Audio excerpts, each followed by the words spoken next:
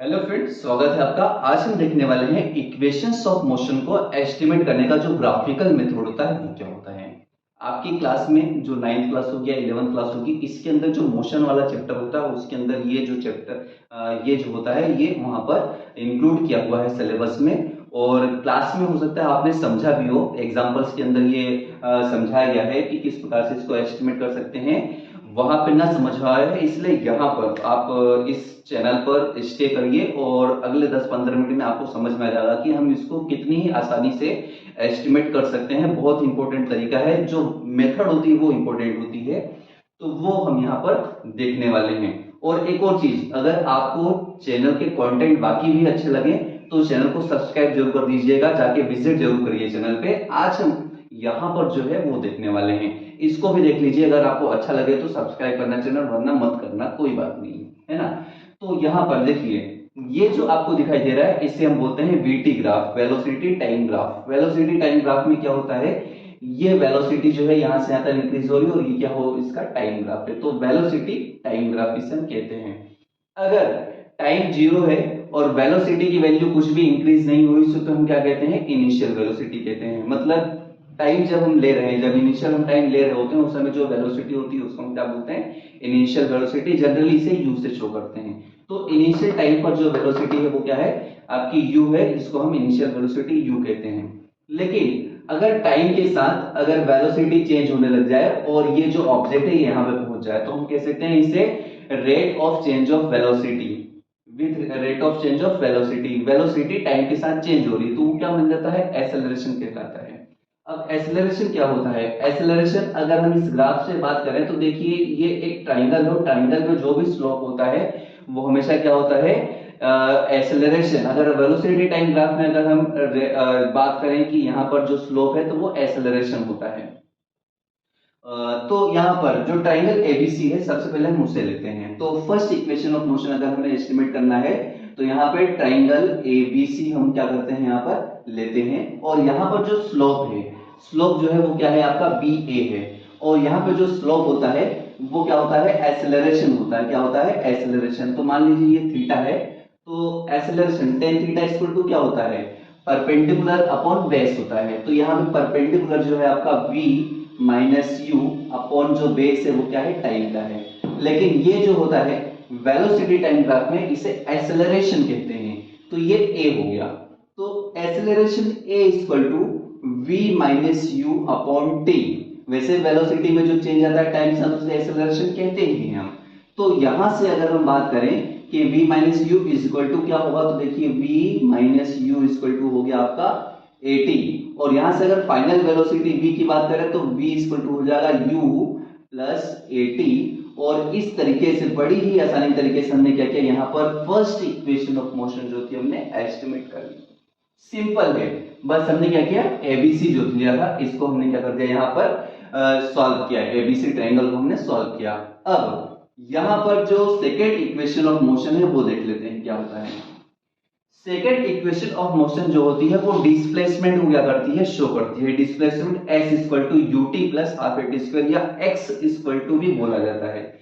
तो क्या होता है, वेलोसिटी टाइम ग्राफ में जो भी ग्राफ स्वेप्ट होता है from origin to final position, जितना भी ग्राफ वो स्वेप्ट करता है उस ग्राफ को ही हम क्या बोलते हैं, उस ग्राफ के एरिया को हम कहते हैं यहाँ पर डिस्प्लेसमेंट। अब डिस्प्लेसमेंट जो होता है वो O से शुरू हुआ और B पे खत्म हुआ। तो यहाँ पे जो है ये पूरा ग्राफ ये टू पार्ट्स में है, आपको दिखाई दे रहा है। अब ये जो टू पार्ट्स है वो क्या है, देख लीजिए। एक तो है आपका यहाँ पे रेक्टेंगल जो दिखाई दे रहा है और दूसरा क्या है, ट्राइंगल। तो इस प्रकार से हमें एरिया अगर फाइंड आउट करना है तो दो एरिया फाइंड करना पड़ेंगे, एक तो रेक्टेंगल, एरिया ऑफ रेक्टेंगल और एरिया ऑफ ट्राइंगल। तो डिस्प्लेसमेंट S इक्वल टू जो होगा, है ना, डिस्प्लेसमेंट S इक्वल टू होगा ट्राइंगल का एरिया, है ना, area of triangle plus area of rectangle. अब एरिया ऑफ ट्राइंगल का फॉर्मूला आपको मालूम है क्या होता है, 1/2 base into height, half base into height. तो ये हो गया आपका हाफ। अब इस एरिया का, इस ट्राइंगल का बेस क्या है, बेस देखिए ये है आपका AC। तो ये हमने लिख दिया यहाँ पर AC और इंटू हाइट इसकी क्या है बी सी, यहां से सी से बी लिख दो या बी से सी लिख दो, एक ही बात है ना। तो B C plus area of rectangle. तो एरिया ऑफ रेक्टेंगल क्या होता है? एरिया ऑफ रेक्टेंगल होता है आपका यहाँ पर देखिए लेंथ इनटू ब्रेथ होता है। तो लेंथ कितनी है आपकी? ओडी, तो ये हो गया आपका ओ डी इंटू क्या होता है ये? इंटू ब्रेथ क्या है आपका यहाँ पे? डीसी। क्या है ये? डीसी। तो ये हो गया आपका डीसी। अब ओडी इंटू डीसी, अब जो वैल्यू है वो हम पुट कर देते हैं। तो देखिए 1/2 एसी, एसी को हम क्या बोलते हैं? टी। यहां पर क्या बोल रहे हैं हम? यहाँ पे एसी को हम बोल रहे हैं 2, 1/2 into T into BC. BC की वैल्यू देखिए क्या है? बी से लेकर सी की वैल्यू बी माइनस यू है, तो ये हो गया आपका वी माइनस यू। तो ये हो गया आपका एरिया ऑफ ट्राइंगल। इसके बाद ओडी, ओ से लेकर डी तक की वैल्यू आपकी क्या है? टी है, और इंटू डीसी की वैल्यू क्या है? डीसी या ओ ए, दोनों ही ए है, तो ये हो गया आपका यू। तो कुल मिला के ये हो गया कि आपके पास 1/2 t into v minus u plus t u है ना। तो v माइनस यू को अगर आप हम देखेंगे तो ये इस इक्वेशन में देखिए v माइनस यू को हम क्या लिख सकते हैं? 80 लिख सकते हैं। तो ये हो गया आपका 80 प्लस ये आपका हो जाएगा ut, तो यह हो गया आपका ut। तो यहां पर s इज इक्वल टू आपका क्या आता है? ut, एक तो लिख दीजिए आप ut प्लस 1/2 a और t का क्या हो जाएगा? टी स्क्वायर, तो 1/2 a टी स्क्वायर। तो ये जो होती है ये हमारी सेकेंड इक्वेशन ऑफ मोशन जो होती है ग्राफिकल मेथड से वो आ जाती है। कुछ नहीं करना है, ओ से लेकर ए बी तक में जो भी आपको यहाँ पर आपको जो ज्योमेट्रिकल जो साइज दिखाई दे रही है उनका क्या करना है? एरिया फाइंड करना है। तो आपको ट्राइंगल दिखा और आपको रेक्टेंगल, तो area of triangle plus area of rectangle, अगर ये दोनों आप कर लेते हैं तो आपको आसानी से इक्वेशंस ऑफ मोशन जो होती हैं वो एस्टिमेट हो जाएगी। इसके बाद हम देखते हैं थर्ड इक्वेशन ऑफ मोशन, है ना। इसे हम नाम देंगे सेकेंड इक्वेशन ऑफ मोशन। अब क्या होता है ये देखिए, थर्ड इक्वेशन ऑफ मोशन जो होता है वो बड़ा ही सिंपल है। थर्ड इक्वेशन ऑफ मोशन में हम करते क्या है? जो फर्स्ट इक्वेशन ऑफ मोशन थी हमारी वो देखते हैं सबसे पहले। ये है हमारे पास फर्स्ट इक्वेशन ऑफ मोशन। तो v equal to u plus a t है, तो हमने लिख दिया यहाँ पर v is equal to u plus a t, और क्या करेंगे? Squaring both side. क्या करेंगे हम? Squaring both side. तो यहां पर अगर हम दोनों साइड का स्क्वायर करें तो ये हो जाएगा आपका v square is equal to ये हो जाएगा यू प्लस ए टी का होल स्क्वायर। तो आपने एक फॉर्मूला तो पढ़ा होगा, ए प्लस बी का होल स्क्वायर। पढ़ा है कि नहीं पढ़ा है? ए प्लस बी का होल स्क्वायर अगर आपने पढ़ा है तो इसको आप जानते होंगे, ये होता है A square plus B square plus 2ab, और ये जो होता है ये फॉर्मूला हम क्या करेंगे? इसके अंदर अप्लाई करेंगे। तो हमारे a तो a ये पूरा हो गया और ये पूरा का पूरा क्या हो गया? b हो गया।